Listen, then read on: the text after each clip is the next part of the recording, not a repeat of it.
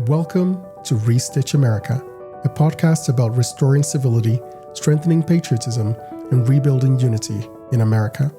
My name is Ohene-Opare. As an immigrant for nearly 2 decades and a new American citizen, I created this show to help heal our national conversation, to rekindle our pride in our country, and to rebuild our sense of patriotism through optimism, civility, and willful positivity.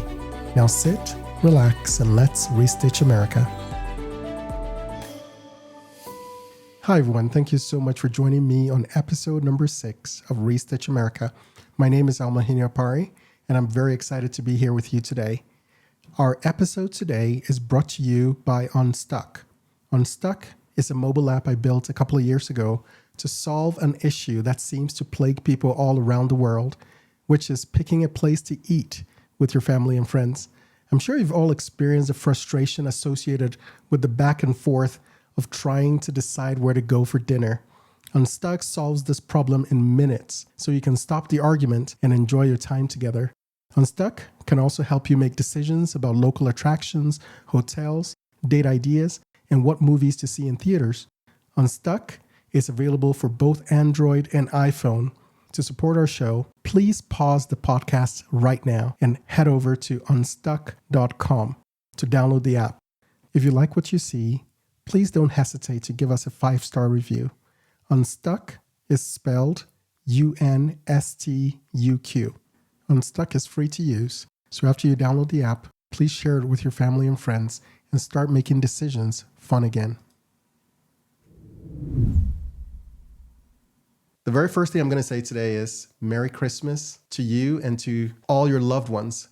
This is a time of season I really love and enjoy because for me, it is not only a time where we come together to think about the previous year and all the things that have happened, but I think it's a time that also allows us to remove the distractions around us and gives us an opportunity to truly focus on something that matters. And for me, my faith is really important to me, is the center of everything I do with my family as well. And so what I want to do today is to share some stories that have inspired me around the celebration of Christmas. And I'm hoping that these stories will be ones that you find inspiring, that you can carry on to other people and help inspire and enlighten them as well. One of the things that I love about storytelling is its ability to truly capture you on the emotional level and inspire you to bring your best self to the world.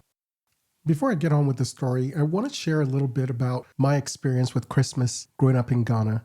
One of the benefits that I had as a kid growing up is the fact that my mom attended high school in New York. And so she came home with all the ideas about Christmas that she learned from America. And so I grew up with a Christmas tree in my home and the expectation that we would wake up in the morning with presents under the tree.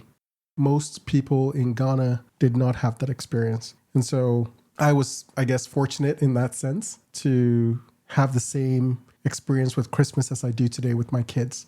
One tradition that we had as a family was actually not on Christmas Day, but the day after Christmas. This in Ghana is called Boxing Day. It's not celebrated here in the US. I think it's celebrated in the UK. So on Boxing Day, we always had a party at our home. And our parties became so legendary that we didn't have to put out invitations anymore. On the 26th of December, unless it fell on a Sunday, everybody in the neighborhood knew we were going to have a party. And so all we had to do was get the chairs ready and people will just show up without any invitations. Now, at least that's how it appeared to us. I don't know if my parents actually called people and invited them, but we knew that on the 26th of December, we were going to have a party and the entire neighborhood showed up, friends and family and cousins and aunts and uncles, and we always had a great time. So that's a Christmas memory that I have always cherished because it made a huge impact on our lives growing up. Another tradition that we grew up with was doing gift exchanges. And so when we grew up a little bit, my parents would give each of the children some money, and then we would put our names in a hat. Everybody would pick a name, and then from there, we would each go and buy something for the person whose name we picked from the hat. So that was another tradition that we enjoyed growing up. So another tradition we have in Ghana is that, at least in my home, during Christmas time, we reduced our intake of bread and replace that with other pastries like cakes and pies and cookies and so on and so forth. So that was something that we looked forward to as kids. My dad would bring boxes of cookies and my mom would bake lots and lots of cakes and would have chips and all sorts of pastries. So that was another tradition that I really enjoyed.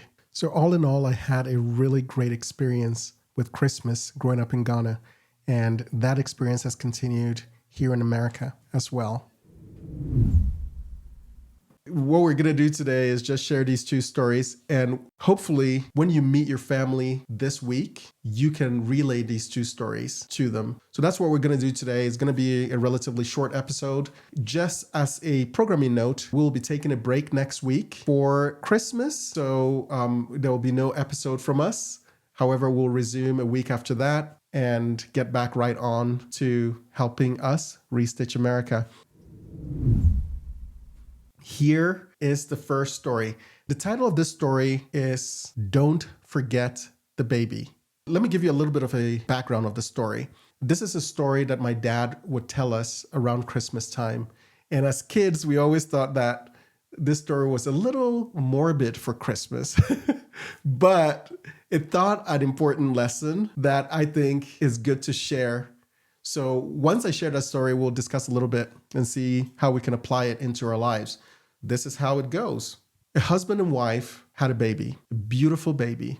Because of their excitement and joy with the delivery of the baby, they wanted all their friends and all their family members to come and see the baby. And so they started sending out invitations for people to come. In Ghana, we call this an outdooring.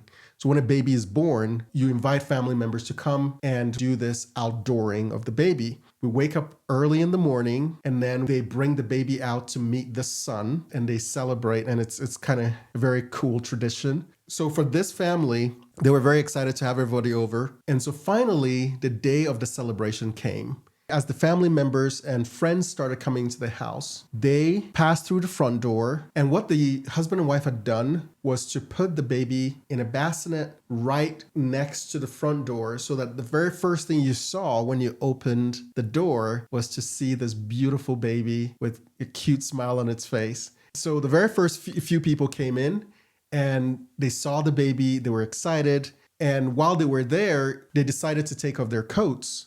They put the coat right next to the bassinet and they enjoyed the baby for a few minutes before they went inside. And then the next group came and they also did the same thing. They put their coats down, they enjoyed the baby for a few minutes and then, went inside to grab some stuff to eat. Eventually, there were a pile of coats right next to the baby. And so as more people came in, they thought, oh, that's where we're putting our coats. And so they started putting their coats there. Eventually, more and more coats were piled on to the point where as new people would come in, they wouldn't see the baby at all. They would just see a pile of coats. And so they would put their coats there and they would walk inside the house. As they were celebrating and eating and being merry and so on, someone asked for the very first time, I thought we came here to see a baby. Where's the baby? They went to the front of the house where the baby was supposed to be, and the baby in the bassinet had basically been completely covered with coats because everybody had been putting their coats right there. The baby was completely obscured. So they had to basically dig the baby from under the coats to try to save the baby because the baby could not even breathe. The lesson there was these people came and the only purpose they came was to see the baby. But because of the distraction of the coats being placed in the wrong spot, over time, they forgot why they were there and they started eating, drinking, being merry, and they forgot the baby. During Christmas, we initially begin to think about the baby.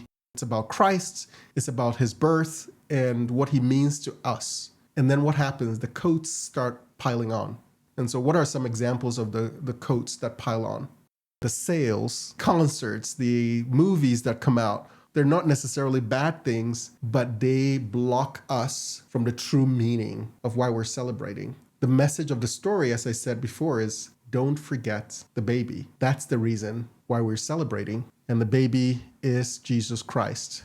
For me, he is my personal Lord and Savior. He is the reason why I'm able to wake up every day to do what I'm doing. Is the reason why I can look at my family and know that one day I will be with them forever. It is because of him that I know that everything that happens to me in this world is for a purpose. Don't forget the baby this Christmas. And if you can, take the opportunity to remind others not to forget as well. Let's jump on to the other story. So this second story is one that I heard when I was in Los Angeles in 2004.